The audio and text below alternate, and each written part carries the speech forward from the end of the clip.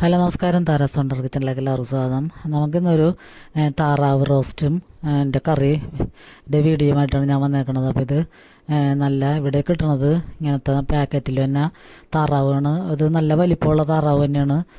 നമ്മുടെ നാട്ടിലൊക്കെ ഇത്രയും വലിപ്പം ഉണ്ടാവാറില്ല താറാവിന്. അപ്പോൾ ഇത് നല്ല വലിപ്പമുണ്ട്, നല്ല കട്ട് ചെയ്താൽ നല്ല മാംസമൊക്കെ ഉള്ള താറാവാണിത്. അപ്പോൾ അതാദ്യം നമുക്കൊന്ന് വാഷ് ചെയ്തെടുത്തതിന് ശേഷം കട്ട് ചെയ്തെടുക്കാം.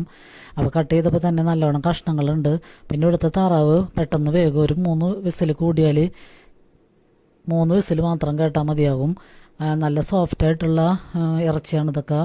നല്ലോണം കഷ്ണങ്ങളുണ്ട്, നല്ല മാംസമുള്ള നല്ല താറാവാണ്. അപ്പോൾ അത് നമുക്ക് കുക്കറിലൊക്കെ ഇട്ടതിന് ശേഷം നമുക്ക് ഈ പൊടികളൊക്കെ ഇട്ട് കൊടുക്കാം. അപ്പോൾ മല്ലിപ്പൊടി ഞാൻ കൂടുതൽ എടുത്തിട്ടുണ്ട്. 3 ടീസ്പൂൺ മല്ലിപ്പൊടിയും, ഒരു 1.5 ടീസ്പൂൺ ഗരം മസാലപ്പൊടി, 1.5 ടീസ്പൂൺ മുളക് പൊടി, 1/2 ടീസ്പൂൺ മഞ്ഞൾപ്പൊടിയും, കുറച്ച് കുരുമുളക് പൊടിയും കൂടി ഇട്ടിട്ട് നമുക്ക് നന്നായിട്ട് അതിലൊക്കെ ഇടാം. പിന്നെ ഈ അരിഞ്ഞു വെച്ചിരിക്കുന്ന സവാള 2 സവാളയാണ്, പിന്നെ കുറച്ച് വെളുത്തുള്ളിയും പച്ചമുളകും ഇഞ്ചിയും അരിഞ്ഞു വെച്ചിട്ടുണ്ട്. അപ്പോൾ അതിൽ നിന്ന് പകുതിച്ച വീതം നമുക്ക് പച്ചമുളക് ഇഞ്ചിയും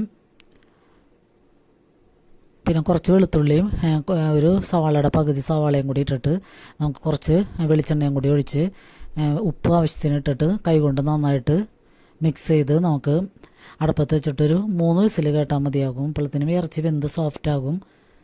അപ്പോൾ ഞാൻ ഈ 3 വിസിൽ കേട്ടപ്പോൾ തന്നെ ഇറച്ചി നല്ലോണം വെന്തിട്ടുണ്ടായിരുന്നു. അപ്പോൾ അതുകൊണ്ട് ഞാൻ ഉരുളക്കിഴങ്ങിട്ടാണ് കറി വയ്ക്കാൻ വിചാരിച്ചത്.